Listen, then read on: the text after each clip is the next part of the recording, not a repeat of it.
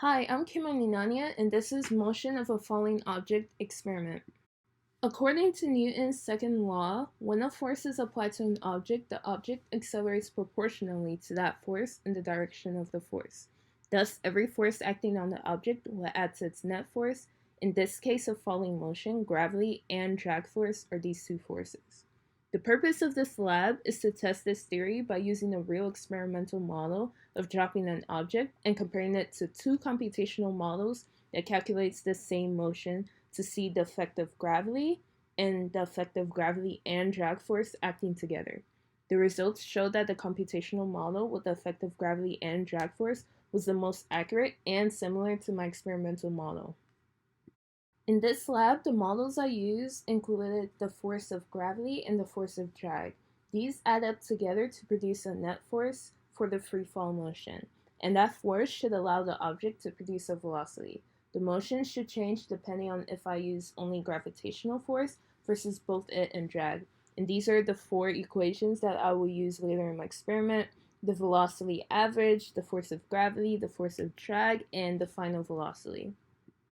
To test the free fall motion, I dropped an extremely light and balled up napkin.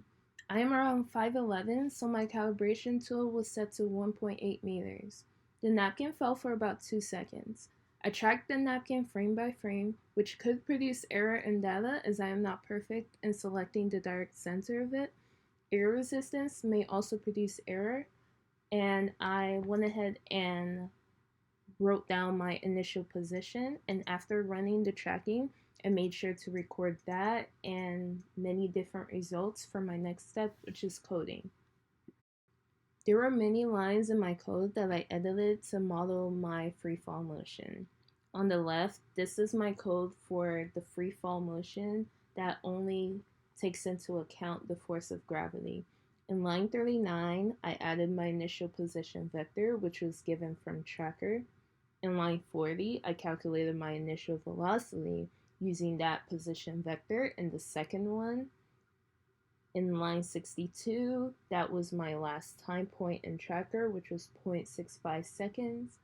Line 67, which is incredibly important, I calculated the force of gravity, which is 0 in the x component, but in the y component, it's in the negative mass times gravitational acceleration, and of course 0 in the z component.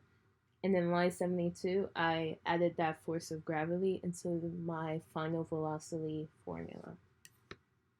My experimental results are the blue dots.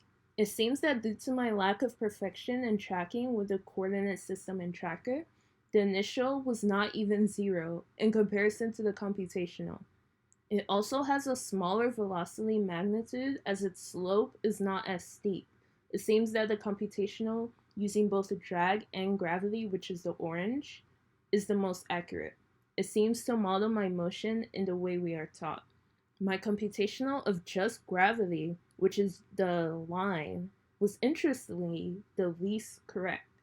This is likely because both my experiment and the second computational model took into account gravity and drag force, which is accurate for a falling object.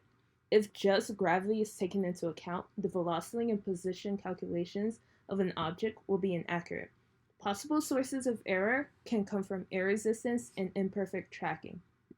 In conclusion, this experiment has shown the physics phenomenon known as the motion of a falling object.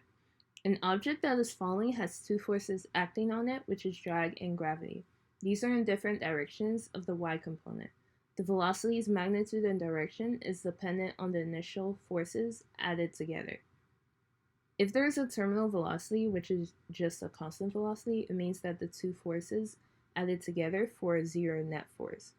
The velocity is constant and there is not a net force acting on it. It is traveling at the same speed in the negative y direction. This was not the case for either of my models, as the velocity versus time graph was not constant. An object thrown downward should have a different terminal velocity. This is because its initial velocity is different.